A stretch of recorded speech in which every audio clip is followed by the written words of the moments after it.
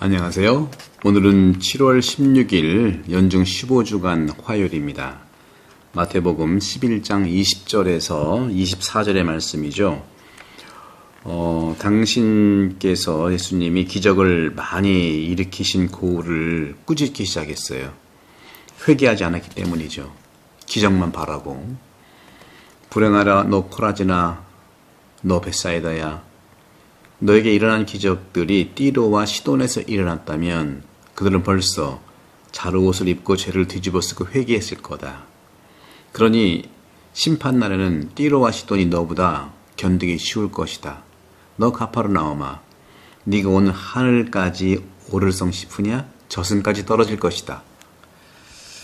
너에게 일어난 기적들이 소돔에서 일어났더라면 그 고을은 오늘까지 남아있을 것이다. 그러니 심판날에는 소돔 땅이 너보다 견디기 쉬울 것이다 하고 말씀하세요.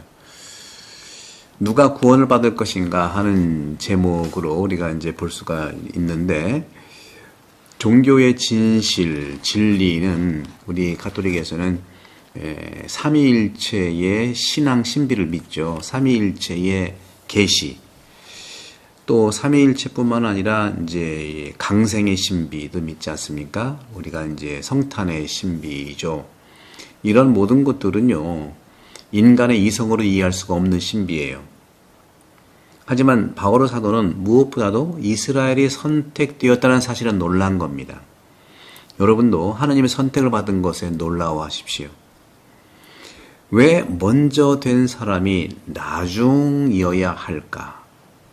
첫째가 꼴찌되고 꼴찌가 첫째가 되고, 이것도 신비 아니겠습니까? 가파르나움이라든가 오늘 벳사이다, 코라진과 같은 갈릴리 마을들은요, 메시아와 예수님 말씀에 대한 최초의 계시를 목격한 지역이에요.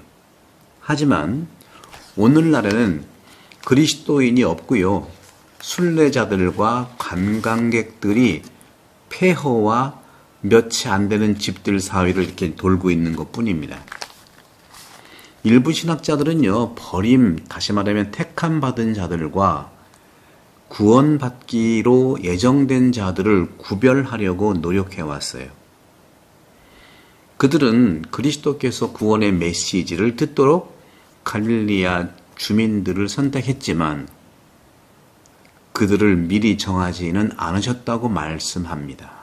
하지만 그러한 구별은 위험하죠. 또 잘못된 결론을 낳게 합니다.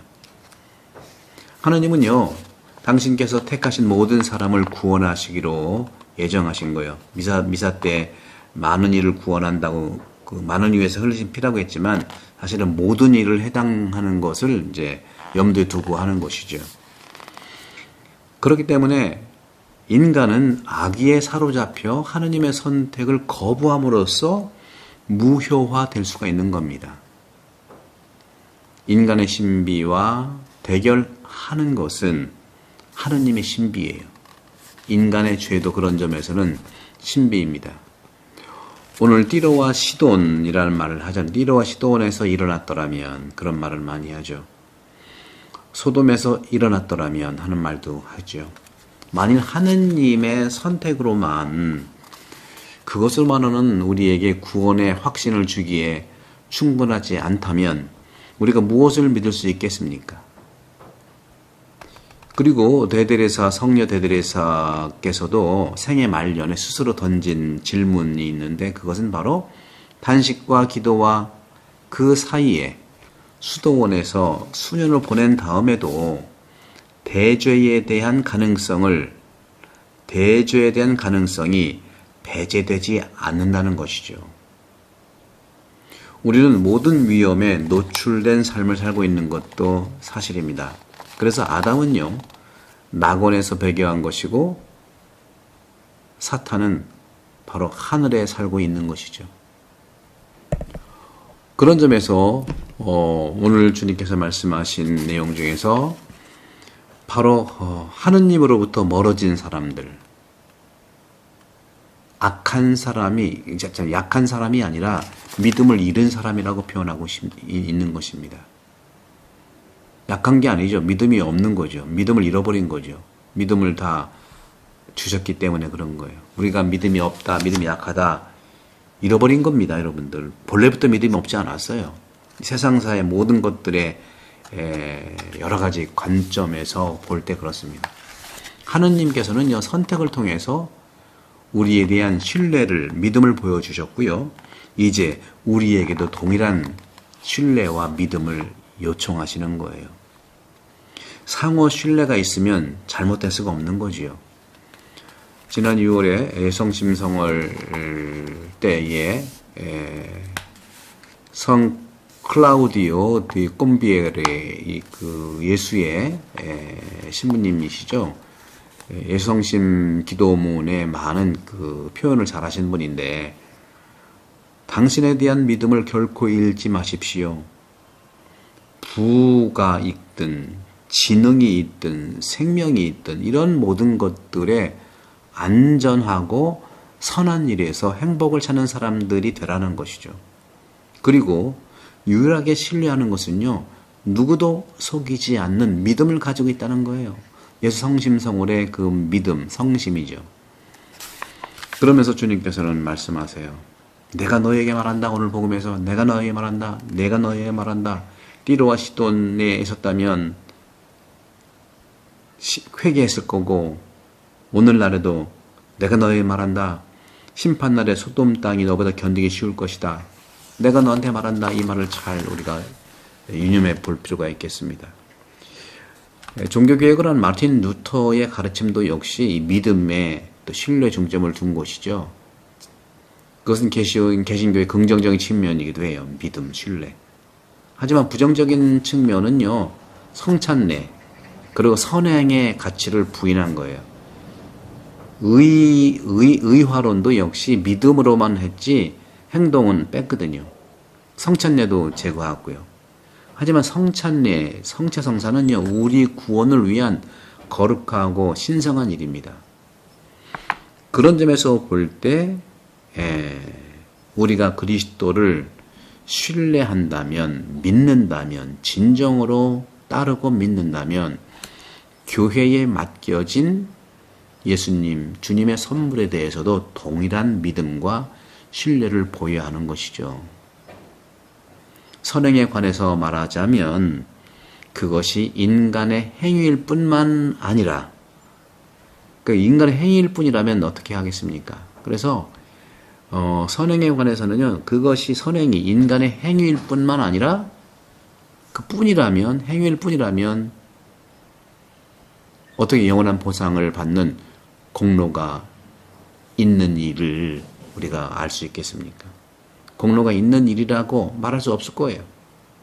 하지만 그리스도인의 선한 일은, 선행은요, 그리스도인의 것이고 바로 성령의 것입니다. 하느님의 은총이 그 사람 안에 있다는 표시인 거예요. 선행은 하느님 은혜와 하느님 은총이 거기에 성령의 것이라는 것이 들어있다는 표현이죠. 표시이죠. 이것이 바로 하느님이 우리와 함께 계신다는 확신을 갖게 하고 자라게 하는 것입니다. 그렇기 때문에 선을 행하는 사람이 구원을 받을 것입니다. 가장 작은 자 중에 하나한테 준 것이 나한테 준 것이라고 말씀하시잖아요. 톨스토이는 이 가치를 알리기 위해서 많은 작품들을 썼고, 계몽운동을 했고, 교육운동을 했고, 그 당시에 상당히 보수적인 정교회하고 막 싸운 거예요. 그 시대의 예언자로 저는 보는 거죠. 훌륭한 대문호지만 톨스토이와 도스토옙스키, 그 시대의 예언자 중에 예언자, 글로 쓴 예언자 중에 예언자고, 톨스토이는 행동으로도 교육으로도 앞장서간 예수님의 정말 사랑받는 제자이기 때문에 믿음과 사랑과 행위가 우리를 구원하게 한다는 말씀으로 전파했고, 바로 그것이 바로 오늘 예수님께서 말씀하시는 회개, 기적을 많이 일으킨 고을에 꾸짖기 시작했고 회개하지 않았기 때문이죠. 우리도 역시 세례받은 지 오래됐고 구교 신자고 또 사모기원했고 또 많은 걸 했다는 것은 존중받아야 되지만 그것이 바로 믿음과 사랑과 선행의 증거로서 드러나야 되지 않겠습니까? 그러기 위해서는 다시 한번 영혼 돌봄, 이 영혼 돌봄 많이 정말 사랑해 주시고 요 내용들이 복음을 살아가는 성찰 식별에 대한 내용이니까 포털 사이트 교보문고 예스24에 많이 나오고 있거든요. 우리 가톨릭 인터넷 서점도 바오로딸이라든가 많이 있으니까 많이 전파해 주시고 애독해 주시면 고맙겠습니다. 늘 말씀드리지만 유튜브도 구독자 수가 많으면 내용도 저절로 올라가는 것 같아요. 이 책도 마찬가지죠. 아무리 좋은 책을 하더라도 많이 선교 차원에서 보급이 된다면 얼마나 좋겠습니까?